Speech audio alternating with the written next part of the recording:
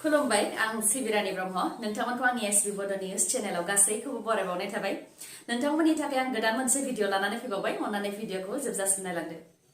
गुबुन रायजोआव खामानि मावनो थाहैनाय आसामनि 4 सुबुङा जिउ खोमानो गोनां जादों। 4नि मादाव 2आनो बिदा फंबाय। बेंगालुरुनि हसक'टे तालुकनि सुलिबेली ओनसोलाव जानो मोन्दों। बे दुखुनांथाव जाथाया 4बो मिसिं हारिनि थागिबिमोन। 4बो सुबुंखौ कार्बन मन' अक्साइड सोमजिनायनि जाहोनाव थैनायनि सन्देह खालामनाय जादों। गिबि नायबिजिरनायाव मोननाय बायदिब्ला फिसा खथानि सिङाव दरजा खोरखि बन्द खालामनानै बिथांमोनहा स्ट'भआव ओंखाम ओंख्रि संजादोंमोन। बेनि थाखायनो खथानि सिङाव कार्बन मन' अक्साइड सोमजिदों, जायजों बिथांमोनहा जिउ खोमानो गोनां जादों। बिथांमोननिनो लोगोआ फोरमायथिनाय बायदिब्ला जेब्ला बिथाङा डिउटि जोबखांनानै थाग्रा खथायाव फैदोंमोन अब्ला खाथिनि खथायाव बा लोगोफोर थानाय खथायाव माबा खामनाय बायदि मोनामनाय मोन्दोंमोन। बेनि उनावनो दरजा नारहैनाय जादोंमोन आरो राव हरनाय जादोंमोन, नाथाय खथा सिंनिफ्राय दरखौबो खेवनानै होआखै आरो सिंनिफ्राय जेबो राव हरफिनाखैमोन होननानै फोरमायथिदों। उनाव खोरखि सिफायनानै नाहरनायावसो थद गैयै हालोदाव 4खौबो गोग्लैनानै थानाय थासारियाव नुनो मोन्दों आरो बे समाव बिथांमोनहा हां लानाया बन्द जाखाबायमोन होननानै फोरमायथिदों। गासैबो बिथांमोनहा कका-कलायाव सिकिउरिटि गार्ड हिसाबै खामानि मावोमोन होननानै फोरमायथिदों आरो बिथांमोनहा लखिमपुर जिल्लानि थागिबिमोन होननानै फोरमायथिदों। जिउ खोमानांनाय सुबुंफोरनि मुङा डेक्टर टाइट 18 बोसोर बैसोनि, बिथांनिनो बिदा धनन्जय टाइट 23 बोसोर बैसोनि आरो बिथांमोननिनो नखरनिनो नरेन्द्र नाथ टाइट 30 बोसोर बैसोनि आरो जयन्त सिन्टे गासै 4आबो जिउ खोमानो गोनां जादों। बिथांमोननि गोथै देहाखौ जाहाथे न'सिम लाबोनो हायो बेनि थाखाय आसाम सोरखारा कर्नाटक सोरखारजों सावरायगोन होननानै फोरमायथिदों। डक्टर हेमन्त बिश्व शर्मा बिथाङा बेनि अनगायैबो जाहाथे बे जाथायनि सायाव नायबिजिरनाय जायो बेनि थाखाय आसाम पुलिसआ बेंगालुरु पुलिसजों सावरायगोन होननानैबो रादाय होयो गिबि मन्थ्रि बिथाङा। BKWSनि जेंनाखौ गुवाहाटि मोनहैनायनि सिगांनो हेलिकप्टारावनो रायज्लायनानै थि खालामगोन। BTSनि बायजोआवबो NDA-B, एबसु आरो BLT दं, नाथाय बिटिआर गोरोबथानि गेजेरजों फैनाय पेकेजखौ माबोरै बिटिआरनियाल' मोनखो होननानै सोंथि खालामो हाग्रामा महिलारि बिथाङा। फोरमायथिनो गोनांदि इउनाइटेड बड' पिपल्स अर्गानाइजेसनआ 12थि एनुवेल कनफारेन्स खुंदोंमोन। धेमाजि जिल्लानि सिमेन्ट-सापरि सानजारि नोगोराव खुंदों UBPOनि 12थि एनुवेल कनफारेन्सखौ, जेराव बाहागो लादों केबिनेट मन्त्रि जयन्त मल्ला बरुवा, BTSनि चिफ हाग्रामा महिलारि, BKWSनि गाहाय मिहिनेश्वर बसुमतारी बिथांमोनजों लोगोसे गोबां दैदेनगिरिफ्रानो बेयाव बाहागो लादों। हाग्रामा महिलारि बिथाङा बेयाव बाहागो लानानै माखासे खोथा फोरमायथिदों। हाग्रामा महिलारिया फोरमायथिदों दि बिथांमोनहा फोरमायदों गोरोबथानि मुङाव जेबो मोनाखै, प्रमद बर'आ हारसिङैनो जाजोबदों।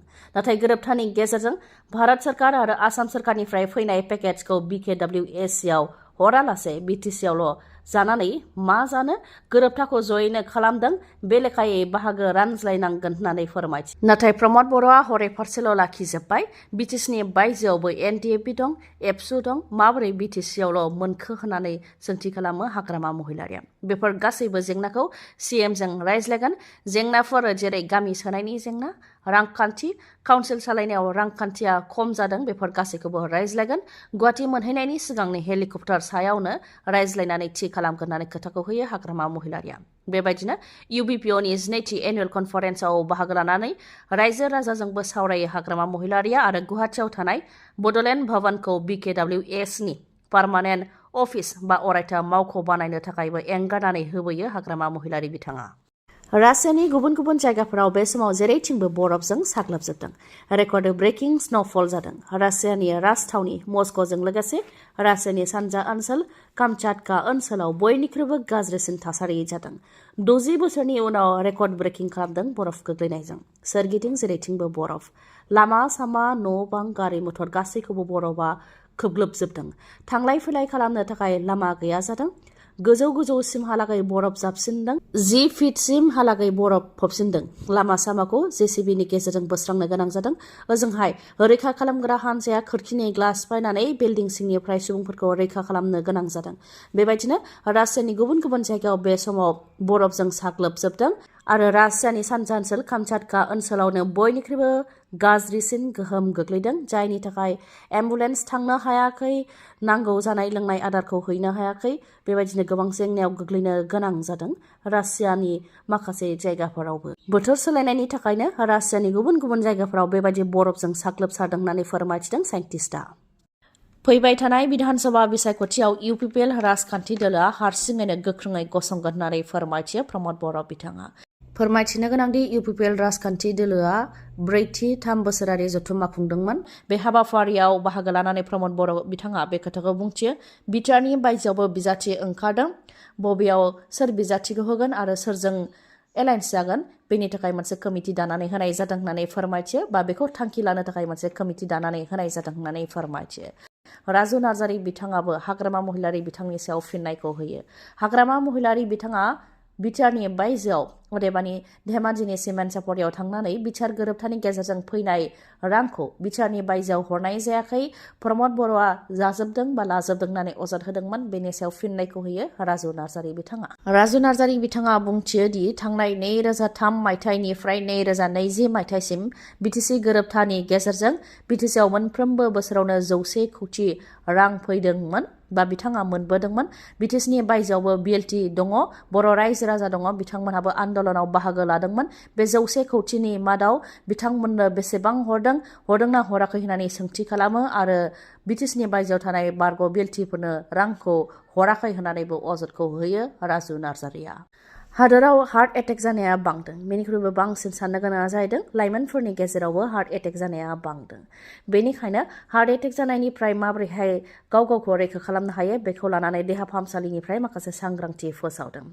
सांग्रांथिफोरा जाहैबाय हार्ट एटेक जानायनि सिगां माखासे सिम्पटमफोर दिन्थिगोन, जेरै मोखांनि खावसे बाहागोआ पेरालाइसिस जागोन, आथिं आखाइनि खावसे बाहागोआ पेरालाइसिस जागोन आरो रायलायनो मोजाङै हायै जागोन। बेबायदि जायोब्ला लोगो लोगोनो देहा फाहामसालियाव थिसननो थाखाय खावलायदों। 4 घन्टानि गेजेरावनो हार्ट स्ट्रक जानायखौ फाहामथाय होग्रा देहा फाहामसालियाव थिसनोबा इन्जेक्सन होनानै बेखौ सामलायनो हागोन होननानै फोरमायथिदों। बेनि अनगायैबो माखासे सिम्पटमफोर जेरै थद गैयै जानाय, खर' सानाय, गोबानाय, बेलेन्स गोमानाय बायदिफोर जायोबा लोगो लोगो देहा फाहामसालियाव थिसनोबा बेखौबो रैखा खालामनो हानायनि राहा दं होननानै फोरमायथिदों। रिपर्टनिफ्राय बेखौनो मिथिबावदों दि सनितपुराव मोनफ्रोमबो बोसोराव 3800 सुबुंफ्रा हार्ट एटेकजों गाग्लोबजानो गोनां जायो आरो मोनफ्रोमबो बोसोराव भारताव 6 लाख सुबुंफ्रा हार्ट एटेकजों गाग्लोबजानो गोनां जायो। बे लेखायै मोनफ्रोमबो घन्टायाव 185 सुबुंफ्रा हार्ट एटेकजों गाग्लोबजानो गोनां जायो। बेनिखायनो हार्ट एटेक जानायनि सिगांनो माखासे सिम्पटमफोरखौ जाहाथे नोंथांमोनहा गोसोआव लाखियो आरो बेनि सायाव जाहाथे सांग्रां जायो बेखौ लानानै सांग्रांथि होदों देहा फाहामसालिनिफ्राय। गोबाङानो कर'नानि भेक्सिन लानायनि थाखाय हार्ट एटेक जानाया बांसिन जादों होननानै अजद दैखांबोदों, नाथाय बेनि रोखा फोरमान दासिमबो मोननाय जायाखै। महाराष्ट्रनि deputy chief minister Ajit power बिथाङा प्लेन क्रेश जानानै थैनाय जाथाय जानायनि उनाव बिथांनि बिसि सुनेत्रा पावार बिथाङा महाराष्ट्रनि डिपुटि चिफ मिनिस्टारनि समायखिराखौ लाबाय। फिसाय थैनायनि सानथाम उनावनो डिपुटि चिफ मिनिस्टारनि समायखिराखौ लाबाय अजित पावार बिथांनि अनजालि बिसि सुनेत्रा पावार बिथाङा। फोरमायथिनो गोनांदि सुनेत्रा पावार बिथाङा राज्य सभानि MP खामोन। दा NCPनि दैदेनगिरि अजित पावार थैखांनायनि उनाव अजित पावारनि बिसियानो फिसायनि बिबानखौ लाबाय आरो बिथाङा समायखिराखौ लाबाय। बे समायखिरा लानाय हाबाफारियाव महाराष्ट्रनि governor Acharya Devvrat, chief minister Devendra Fadnavis आरो गुबुन गुबुन दैदेनगिरि बिथांमोनहाबो बेयाव बाहागो लादों। थांनाय सानसे सिगां क'क्राझाराव सासे सुबुंखौ बुनानै बुथारनाय जाथाय जादोंमोन। मोसौ सिखावनि दायाव क'क्राझार भगतगाव टिलापारायाव आनन्द मण्डल 35 बोसोर बैसोनि सासे सुबुंखौ बुयै बुथारदोंमोन। दा बे दायाव बा मानसि बुनानै बुथारनायनि दायाव टिलापारा गामिनि 14 सुबुंफोरखौ एरेस्ट खालामबाय पुलिसा। 14नि मादाव बुधन चन्द्र नाथ, बिश्वजित नाथ, जितेन नाथ, बिमल नाथ, सन्जित नाथ, अतुल नाथ, नबकुमार नाथ, प्रकाश चन्द्र नाथ, विपुल नाथ, प्रदीप नाथ, रन्जित नाथ, फागुना नाथ, तारिणीकान्त नाथ आरो धनन नाथ गासै 14खौ बे दायाव एरेस्ट खालामबाय। थांनाय 30 जानुवारियावनो जानो मोन्दोंमोन बे जाथाया। हरनि समाव मोसौ खावनो फैदोंमोन गासै 4 सुबुङा। 4 सुबुंनि मादाव अनन्त मण्डलखौ रायजो राजाफ्रा हमनो हादोंमोन। दिनैनि भिडिअआ एसेनोसै। गाबोन आरो गोदान भिडिअजों लोगो मोनफिनबावगोन। नोंथाङा दासिमबो आंनि चेनेलखौ साबस्क्राइब खालामाखैबा अन्नानै साबस्क्राइब खालामदो, लोगोसे लाइक, कमेन्ट आरो शेयार खालामनो दाबाव। गोजोन्थों।